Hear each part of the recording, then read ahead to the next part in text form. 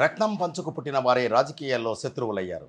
ఒకనాడు జగనన్న వదిలిన బాణంగా అన్న గెలుపు కోసం అహర్నిశలు శ్రమించిన వైఎస్ షర్మిల నేడు అదే అన్నకు వ్యతిరేకంగా కాంగ్రెస్ ఖడ్గం పట్టుకుని రణరంగంలోకి దిగారు.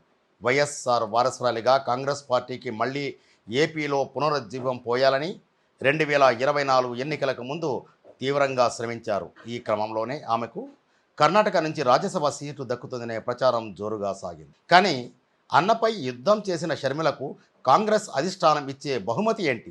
రాజ్యసభ సీటు దక్కుతుందని ఆశపడ్డే షర్మిలకు ఇప్పుడు అధిష్టానం వేసిన చెక్ ఏమిటి? అసలు వైఎస్ఆర్ తనయ్యగా కాంగ్రెస్ అధిష్టానం సేవలను వాడుకొని వదిలేస్తుందా, లేకుంటే ఇంకొంతకాలం వేచి చూస్తుందా?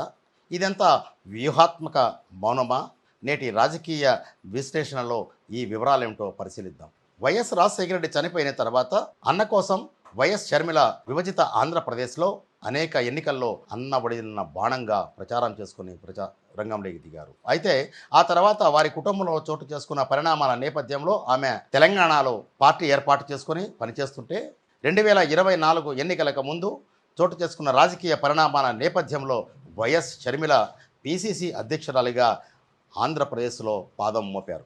ఎన్నికల వేళ పాత కాంగ్రెస్ వాదులందరినీ ఏకం చేసి రాష్ట్రమంతా విస్తృతంగా పర్యటించి కాంగ్రెస్ పార్టీ శ్రేణులను ఏకం చేయడంలోనే కాకుండా ఒకనాడు అన్న వదిలిన బాణంగా అనేక వాగ్బాణాలు సంధించిన వైఎస్ షర్మిల జగన్మోహన్ రెడ్డిని తీవ్ర పదజాలంతో ఆరోపణలతో ఇరకాటంలో పెట్టే ప్రయత్నం చేశారు.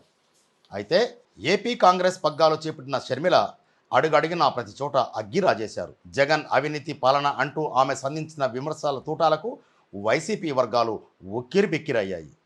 ఆమె పోరాట పటిమను చూసి కాంగ్రెస్లో మళ్లీ ప్రాణం పోస్తోందని అందరూ భావించారు. ఈ క్రమంలోనే షర్మిల చేసిన త్యాగాలకు ప్రతిఫలంగా కర్ణాటక కోటాలో రాజ్యసభ సీటు కన్ఫర్మ్ అంటూ వార్తలు వివరిస్తాయి.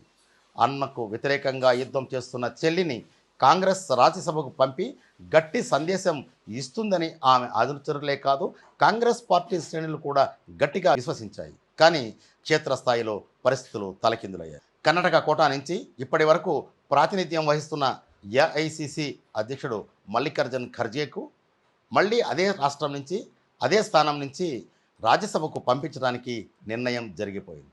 ఆ మేరకు శుక్రవారం ఆయన కర్ణాటకలో విధానసౌధలో నామినేషన్ దాఖలు చేస్తున్నారు. దీంతో ఇప్పటి వరకు షర్మిలకు కర్ణాటక నుంచి రాజ్యసభ సీటు ఖరారు అయింది. ఇక ఆమె పేరు ప్రకటించడమే తరువాయి అన్నట్లుగా వార్తలు వచ్చాయి. కానీ చివరి నిమిషంలో వ్యూహాలన్నీ తల్లకిందులైపోయి షర్మిలకు మొండి చెయ్యి మిగిలింది. అసలు ఈ వ్యవహారం వెనక ఏం జరిగిందనే విషయంలో ఒకసారి మనం పరిశీలిద్దాం. రాజకీయాలంటేనే రంగులు మారే బంధం. కాంగ్రెస్ హైకమాండ్ లెక్కలు మాత్రం షర్మిల ఆశలకు భిన్నంగా ఉన్నాయి.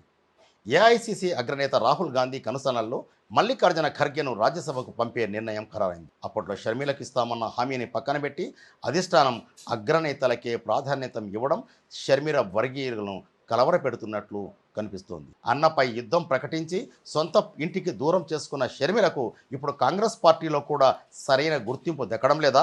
తనను నమ్ముకుని వచ్చిన వారికి ఆమెకు అధిష్టానం మొండి చెయ్యి చూపడం వెనుక ఉన్న అసలు వ్యూహం ఏమిటి అనేది ఒకసారి మనం పరిశీలిస్తే, వైఎస్ఆర్ బిడ్డకు జరిగిన ఈ అవమానం ఆమెను నిరాశలో ముంచుతుందా, లేక రాజకీయంగా మరింత కసితో ముందుకు నడిపిస్తుందా?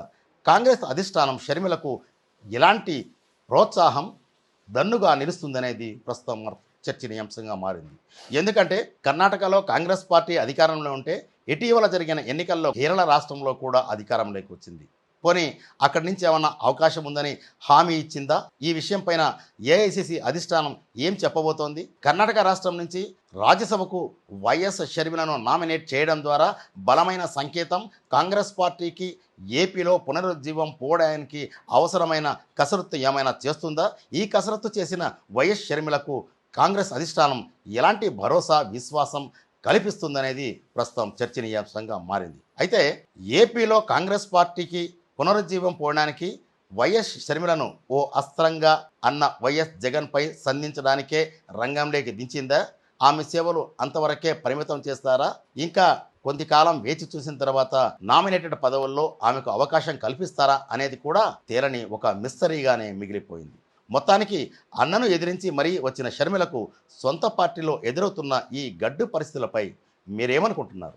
షర్మిల ఇకనైనా రాజకీయ దారిని మార్చుకుంటారా, లేకుంటే కాంగ్రెస్ పార్టీ అధిష్టానం సూచనల మేరకు అన్న వైఎస్ జగన్పై పోరాటం సాగిస్తూనే ఏపీలో కాంగ్రెస్ పార్టీకి మరింత జీవం పోయడానికి కఠినంగా కఠోరంగా పనిచేస్తారా అనేది వేచి చూడాల్సింది. ఇలాంటి లోతైన విశ్లేషణల కోసం చూస్తూనే ఉండనండి ది ఫెడరల్ ఆంధ్రప్రదేశ్.